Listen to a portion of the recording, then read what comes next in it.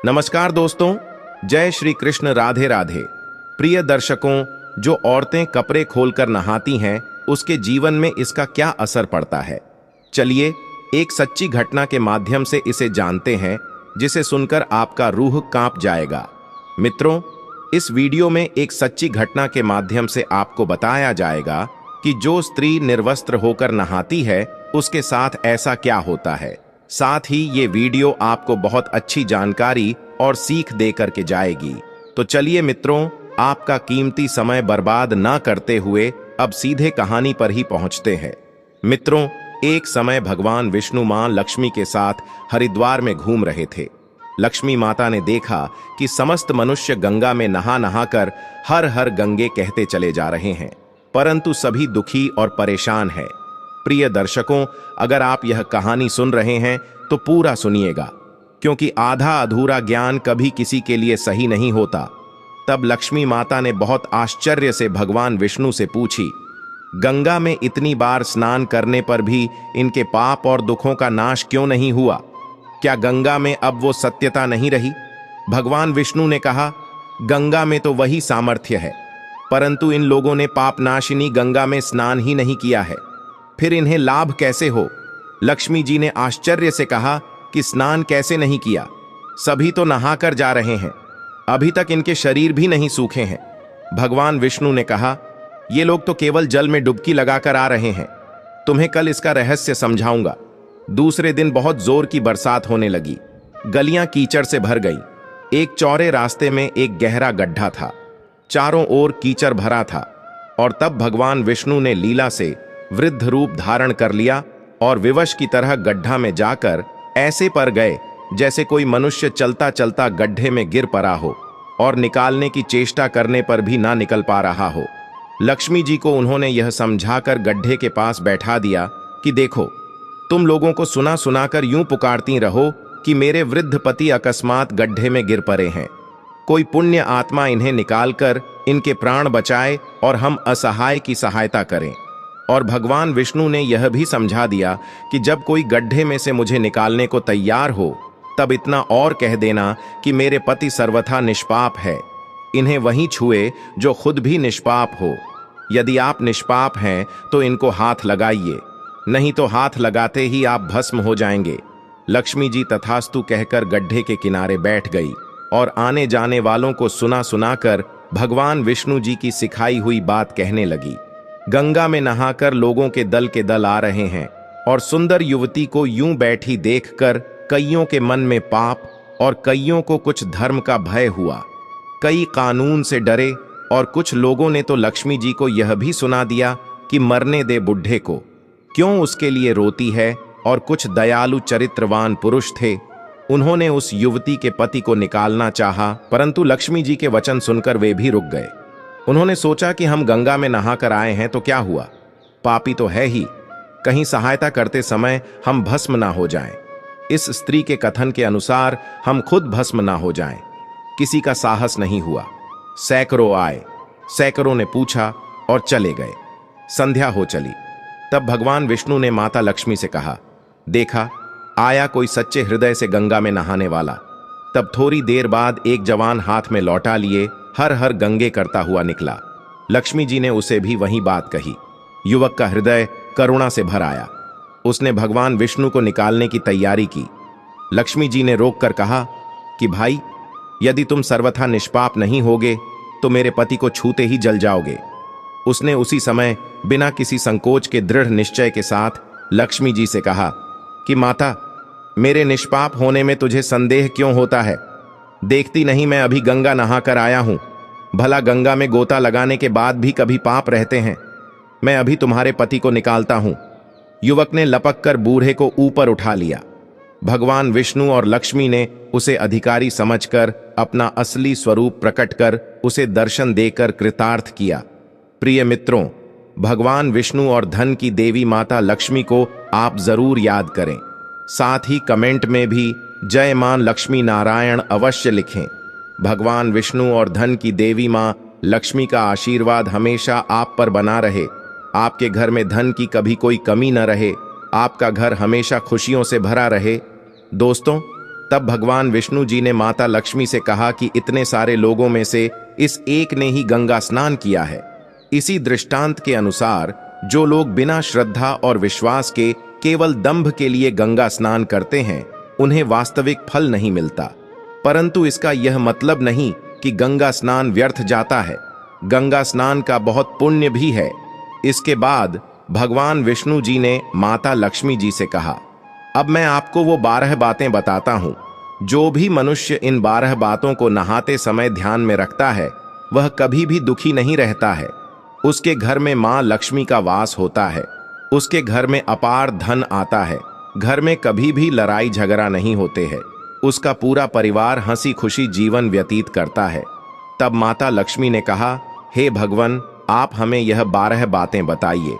इसके बाद भगवान विष्णु उन बातों को बताना शुरू कर देते हैं और माता लक्ष्मी बहुत ध्यान से सुनने लगती है। दोस्तों, यह 12 बातें आप लोग भी बिल्कुल ध्यान से सुनना। इसके बाद भगवान विष्णु कहते हैं, प्रिय, ये 12 बातें बताने के बाद मैं आपको एक बात और बताऊंगा। जो औरतें कपड़े खोलकर स्नान करती है, उनके लिए यह बात बहुत ही महत्वपूर्ण है। तो हे लक्ष्मी, आप इस बात को बहुत ही ध्यान से सुनना। तभी विष्णु जी अपनी वाणी को शुरू कर बताने लगते हैं। समस्त पापों का नाश करने वाली गंगा नदी में स्नान करना बेहद शुभ फलदायी माना जाता है। इसके साथ ही गंगा स्नान के बाद दान करने का भी खास महत्व है। ऐसी मान्यता है कि जो लोग गंगा नदी में पवित्र डुबकी लगाते हैं, उन्हें अपने पिछले बुरे कर्मों से छुटकारा मिल जाता है और उन्हें सभी कष्टों से मुक्ति मिल जाती है। इसके साथ ही गंगा नदी के पास दिया जलाना भी अत्यधिक फलदायी माना गया है। भगवान विष्णु आगे इंसान के पापों के बारे में बताते हुए कहते हैं, मां गंगा को मोक्षदायिनी के रूप में जाना जाता है। ऐसा इसलिए क्योंकि पौराणिक काल से यह मान्यता है कि गंगा में स्नान करने से सभी पापों का नाश हो जाता है और अनंत पुण्य की प्राप्ति होती है। इसकी प्रक्रिया यह है, जब आप गंगा में पवित्र भाव से स्नान करने के लिए जा रहे होते हैं, तब पाप आपसे अलग हो जाता है, क्योंकि वह गंगा जी को छू ही नहीं सकता। पर गंगा स्नान के बाद बाहर आकर आप जब पुण्य पाप करने लगते हैं, तो अलग खड़े हुए पाप और पुण्य आप पर सवार होने लगते हैं। इसलिए इंसान को कभी गंदे कर्म नहीं करने चाहिए। दोस्तों, माता लक्ष्मी एक प्रश्न को लेकर बहुत परेशान होती है, तो भगवान विष्णु से पूछती हैं कि आखिर मनुष्य अपने घर में गंगा जल का छिड़काव क्यों करता है, इससे क्या होता है। ये सुनकर भगवान विष्णु कहते हैं, गंगा के जल को घर में सूर्य या चंद्र ग्रहण के समय छिड़कने से ग्रहण का नकारात्मक प्रभाव खत्म हो जाता है। किसी भी मांगलिक कार्यक्रम में घर, यज्ञ वेदी या किसी स्थान को शुद्ध करने के लिए गंगा जल का प्रयोग किया जाता है। गंगा का पानी इतना शुद्ध होता है कि इसे पीने से सभी तरह के रोग और शोक मिट जाते हैं। घर में समय समय पर गंगा जल का छिड़काव करना चाहिए। ऐसा करने से गृह क्लेश दूर होने लगती है और परिवार के सदस्य तरक्की करते हैं। फिर माता लक्ष्मी भगवान विष्णु से अपना अगला प्रश्न पूछते हुए कहती हैं, आखिर पृथ्वी लोक पर भगवान के मूर्ति को जल में क्यों विसर्जित किया जाता है।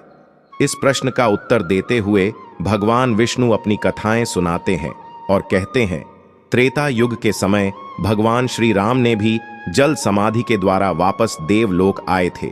मान्यता है कि जब जल में देव प्रतिमाओं को विसर्जित किया जाता है, तो देवी देवताओं का अंश मूर्ति से निकलकर वापस देवलोक में चला जाता है, यानी परम ब्रह्म में परमात्मा लीन हो जाते हैं। यही कारण है कि देवी और देवताओं की मूर्तियों और निर्मल को जल में विसर्जित किया जाता है। माता लक्ष्मी भगवान विष्णु से एक और प्रश्न पूछती है कि आखिर पृथ्वी लोक पर इंसान के मृत्यु के बाद अस्थियाओं को गंगा जल में ही विसर्जित क्यों किया जाता है। तब भगवान विष्णु कहते हैं कि इसका भी बिल्कुल वही वजह है कि मनुष्य की अस्थियां जितने समय तक गंगा जल में रहती हैं, उतने समय तक वह स्वर्ग लोक में रहता है। सभी प्राणियों की हत्या करने वाले की अस्थियां गंगा जी में गिरने पर वह भी दिव्य विमान पर चढ़कर देवलोक को जाता है। इसलिए माता पिता सहित परिवार के सदस्यों की मृत्यु पर उनकी अस्थियाओं का विसर्जन गंगा में जरूर करना चाहिए, क्योंकि गंगा नदी में अस्थियां प्रवाहित करने से मृत व्यक्ति को स्वर्ग की प्राप्ति होती है। ऐसा इसलिए क्योंकि भागीरथ माता गंगा को स्वर्ग से ही पृथ्वी पर लाए थे। ऐसे में जिस भी व्यक्ति की अस्थियां गंगा में बहाई जाती हैं, उसकी आत्मा को स्वर्ग लोक में रहने और वहां के आनंद उठाने का मौका मिलता है। इसके बाद भगवान विष्णु जी ने माता लक्ष्मी जी से कहा, अब मैं आपको वो 12 बातें बताऊंगा कि जो भी औरतें कपड़े खोलकर स्नान करती हैं उसके साथ क्या होता है। उसके लिए यह बात बहुत ही महत्वपूर्ण है। जो भी मनुष्य इन 12 बातों को नहाते समय ध्यान में रखता है वह कभी भी दुखी नहीं रहता है। उसके घर में मां लक्ष्मी का वास होता है, उसके घर में अपार धन आता है, घर में कभी भी लड़ाई झगड़ा नहीं होते हैं, उसका पूरा परिवार हंसी खुशी जीवन व्यतीत करता है। दोस्तों, कमेंट में जय मां लक्ष्मी नारायण जरूर लिखें, जिससे भगवान विष्णु और धन की देवी मां लक्ष्मी हमेशा आप पर अपनी कृपा बनाए रखेंगे। दोस्तों, इसके बाद भगवान विष्णु कहते हैं, स्नान करने से शरीर निरोगी रहता है और मन प्रसन्न रहता है।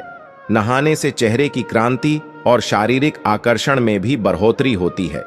अगर इस नित्य कर्म के दौरान कुछ बातों का ध्यान रखा जाए तो आध्यात्मिक से भी ज्यादा लाभ पाया जा सकता है। नहाने के क्रम में इन बातों का ख्याल जरूर रखा जाना चाहिए। नंबर 1, स्नान करने के बाद शुद्ध होकर पूजा पाठ आदि सारे काम करने के योग्य बनते हैं, इसलिए सुबह को ही स्नान कर लेना चाहिए। नंबर 2, शास्त्रों में कहा गया है कि स्नान करने से इन 10 गुणों की प्राप्ति होती है: रूप, तेज, बल, पवित्रता, आयु, आरोग्य, निर्लोभता, दुस्वप्न का नाश, तप और मेधा। नंबर 3, धन, पुष्टि व आरोग्य और स्वास्थ्य चाहने वालों को हर मौसम में और हर दिन स्नान करना चाहिए। नंबर 4, शास्त्रों में कहा गया है कि सुबह स्नान करने से पाप का नाश होता है और पुण्य मिलता है। ऐसा कहा गया है कि सुबह नहाने वालों के पास नकारात्मक शक्तियां नहीं भटकती, इसीलिए सुबह स्नान करना ही उचित है। नंबर 5, बीमारी के हालत में सिर के नीचे से ही स्नान करना चाहिए। गीले कपड़े से शरीर को पोंछ लेना भी एक तरह का स्नान ही कहा गया है। नंबर 6, सुबह की लालिमा छाने से पहले ही स्नान लेना श्रेष्ठ माना गया है। नंबर 7, तेल लगाकर और देह को मल मल कर नदी में नहाना मना है। इसकी जगह नदी से बाहर निकलकर तट पर ही शरीर साफ करके फिर नदी में डुबकी लगाना उचित है। नंबर 8, जिन घाटों पर कपड़े धोए जाते हैं वहां का जल अपवित्र माना गया है, इसलिए वहां से कुछ दूर हटकर ही नहाना चाहिए। नंबर 9, नदी में 11 या 21 डुबकियां लगाना अच्छा बताया गया है। नंबर 10, पवित्र नदियों में कपड़े निचोड़ने की मनाही है। नदी में किसी तरह की गंदगी नहीं बहानी चाहिए। नंबर 11, नल की तुलना में झरने का पानी, झरने से ज्यादा नदी का पानी, नदी के पानी से किसी तीर्थ का जल, तीर्थ के जल से गंगा जल अधिक श्रेष्ठ माना गया है। नंबर 12, गंगा माता का कथन है कि स्नान करते वक्त कोई चाहे जहां भी मेरा स्मरण करेगा, मैं वहां के जल में आ जाऊंगी, क्योंकि गंगा का जल अगर किसी अन्य जल में डाल दिया जाए तो वह जल भी शुद्ध होकर गंगा के समान हो जाता है। इसके बाद भगवान विष्णु जी ने कहा, अब मैं आपको औरतों के बारे में बताता हूं कि जो औरतें कपड़े खोलकर स्नान करती हैं उसके साथ क्या होता है। हिंदू धर्म शास्त्रों में हर एक चीज के लिए कुछ नियम बनाए गए हैं। इन नियमों में से एक है स्नान को लेकर की गई बातें। ऐसा माना जाता है कि आम व्यक्ति को शास्त्रों के नियमों का पालन जरूर करना चाहिए, जिससे उनके घर की सुख समृद्धि बनी रहती है और खुशहाली आती है, साथ में अपार धन बरसता है, माता लक्ष्मी प्रसन्न होती है। दरअसल हमारे शास्त्रों में ऐसी कई बातें लिखी गई हैं जिनका हम पालन सदियों से करते चले आ रहे हैं, लेकिन उसके कारणों के बारे में हमें अभी भी पूरी जानकारी नहीं है। ऐसे ही नियमों में से एक है निर्वस्त्र स्नान करना। आपने अक्सर घर के बड़ों को ऐसा कहते सुना होगा कि कभी भी स्नान बिना कपड़ों के यानी निर्वस्त्र नहीं करना चाहिए। अगर हम पौराणिक कथाओं की बात करें तो निर्वस्त्र स्नान की मनाही का एक सबसे बड़ा कारण कृष्ण जी के समय से जुड़ा है। पौराणिक कथाओं के अनुसार एक बार जब गोपिकाएं सरोवर में स्नान कर रही थीं और वो निर्वस्त्र थी, उस समय बाल कृष्ण ने गोपियों के सभी वस्त्र छिपा दिए। उस समय जब कृष्ण जी ने उनके वस्त्र छिपा लिए और गोपियों ने अपने वस्त्र वापस लेने की प्रार्थना की, तब कृष्ण जी ने उन्हें समझाया कि कहीं भी बिना वस्त्र धारण किए स्नान नहीं करना चाहिए। इससे जल के देवता वरुण का अपमान होता है, इसलिए आपको निर्वस्त्र स्नान न करने की सलाह दी जाती है। अगर आप नहाते समय यह सोचते हैं कि बंद कमरे में कोई आपको नहीं देख रहा है, तो ऐसा गलत है, क्योंकि ईश्वर आपको हर स्थान पर देखते हैं। और यदि आप निर्वस्त्र होकर स्नान कर रहे हैं, तो यह मुख्य रूप से जल के देवता वरुण का अपमान करने जैसा होता है। निर्वस्त्र स्नान से आपको पाप लग सकता है और आर्थिक एवं शारीरिक नुकसान पहुंच सकता है। यदि आप निर्वस्त्र स्नान करते हैं, तो आपके शरीर में नकारात्मक ऊर्जा प्रवेश करती है और आपकी मानसिकता भी नकारात्मक हो सकती है। इसलिए हमेशा आपको यही सलाह दी जाती है कि आप नहाते समय कोई एक कपड़ा जरूर धारण करें, लेकिन बिना कपड़ों के स्नान न करें, तभी आपके लिए बेहतर होगा।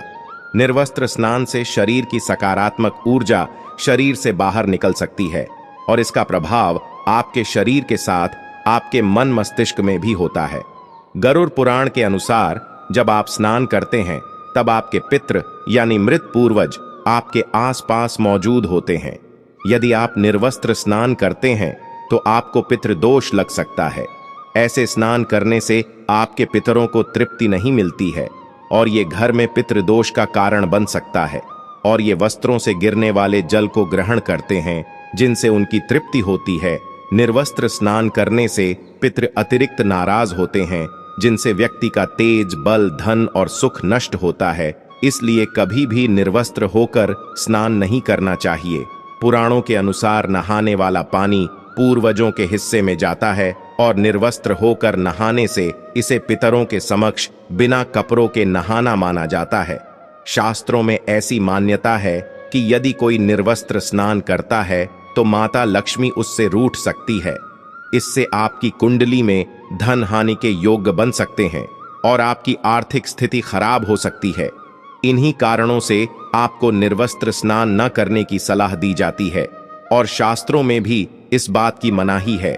प्रिय मित्रों, यह वीडियो अपने ऐसे दोस्तों के साथ शेयर जरूर करें जो कपड़े खोलकर स्नान करती है, जिसे इसके बारे में कुछ पता न हो। साथ ही सच्ची श्रद्धा से कमेंट में जरूर लिखे, जय मां लक्ष्मी नारायण, जय सिया राम, जय हनुमान और देवों के देव, हर हर महादेव सदैव आप पर अपनी कृपा बनाए रखे। दोस्तों, वीडियो पसंद आई हो तो वीडियो को लाइक करें, चैनल को सब्सक्राइब करें। प्रिय मित्रों, वीडियो को अंत तक देखने के लिए आपका धन्यवाद। जय श्री राधे कृष्णा।